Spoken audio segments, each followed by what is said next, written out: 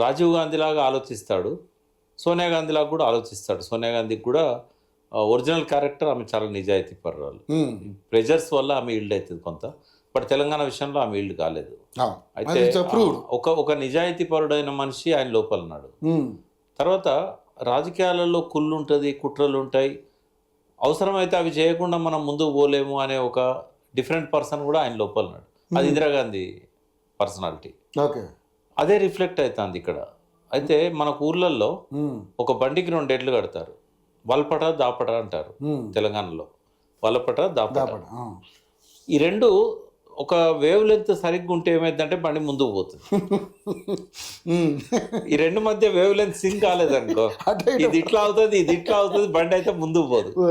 రేవంత్ రెడ్డి ఇదేమో different mentality. తను ఏమన్నా కానీ తన సీట్ పదిలంగా ఉంచుకోవాలి, చెలాయించాలి, అవసరమైతే అబద్ధాలు ఆడైనా జనాన్ని నమ్మించాలి అని ఈ కాలపు రాజకీయ నాయకుడు ఏది రేవంత్ రెడ్డి. అంటే ఏమైనా చేస్తాడు తను, తన లక్ష్యం ముఖ్యమంత్రి సీటు, ఏమైనా చేస్తాడు. నాతో అన్నాడు ఆయన, అవసరమైతే ఏ పార్టీలో పోతే ముఖ్యమంత్రి అవుతానో ఆ పార్టీకే పోతా అని కూడా అన్నాడు. అంటే తన లక్ష్యం పార్టీ. ఇప్పుడు ఎందుకంటే కాంగ్రెస్ 140 ఏళ్ళ చరిత్రలో ఏనాడు కూడా 4-5 ఏళ్ల కింద పార్టీలోకి వచ్చినానికి ముఖ్యమంత్రి అయిన దాఖలాలు కనబడే మనకు. అంటే ఆయన పార్టీకి లాయల్ కాదు, ఆ సీటుకు లాయల్. ఆయన ఆ సీటు కోసం ఆయన ఏదైనా త్యాగం చేస్తాడు. కానీ ఆ పార్టీని ఈరోజు తీసుకొచ్చింది కూడా ఆయనే కదండి. అంటే నిలబెట్టింది ఆయనే, ఇప్పుడున్న మంత్రులందరూ కూడా మంచి భవిష్యత్తు ఇచ్చింది కూడా ఆయనే. మెయిన్ స్ట్రీమ్ లోకి తీసుకొచ్చాడు, పార్టీకి లేపిండు, అవసరమైన నిధులు సమీకరించాడు. ఇదంతా చేసింది ఆ సీటు కోసం.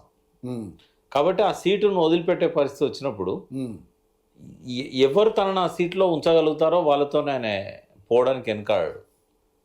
ఆ పార్టీ ముఖ్యం కాదు ఆయనకు, ఆ నాయకత్వం ముఖ్యం కాదు.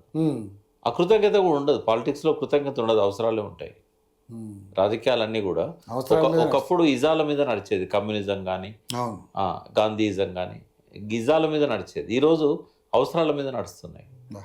కాబట్టి అవసరాల ప్రాతిపదికగా నడిచినప్పుడు రేవంత్ రెడ్డి ఈ కాలపు రాజకీయ నాయకుడు. బట్ వావిలాల గోపాలకృష్ణయ్య ఇట్లాంటి వెనుకటి రోజుల్లో ఉన్న రాజకీయ నాయకుల మనస్తత్వము నిజాయితీగా ఉండాలి, పుసలపల్లి సుందరయ్య లాగా ఇట్లాంటి మనస్తత్వాలు ఏవైతే ఉంటాయో వాటికి ప్రతినిధి మీనాక్షి నటరాజన్. అవును, అదే అదే తెలిసిన విషయం. Humbleness, simplicity. మీరు నాకు ఫ్లెక్సీ కట్టద్దు, నేను ట్రైన్లోనే వస్తాను 2 రోజులు ప్రయాణం చేసి, మీరెవరు కూడా ఈ రకంగా మా పార్టీని ధిక్కరించొద్దు, పూర్తిగా డిసిప్లిన్ ఉండే మనిషి, ప్రజల పట్ల కన్సర్న్ ఉన్న మనిషి, సమస్యల పట్ల అవగాహన మనిషి, జేఎన్యూ స్టూడెంట్. రాహుల్ గాంధీకి ఆమె అంటే బాగా ఇష్టం కూడా, ఎందుకంటే మంచి నిజాయితీగా పనిచేస్తుందని.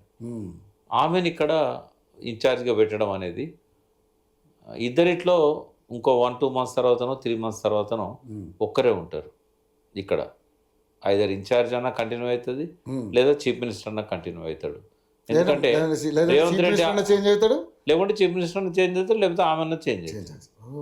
ఇద్దరికి సింక్ కాదు, ఆమె కాంప్రమైజ్ కాదు. రేవంత్ రెడ్డి కూడా కాంప్రమైజ్ అయితే ఆ సీట్ మిగిలేదు ఆయనకు.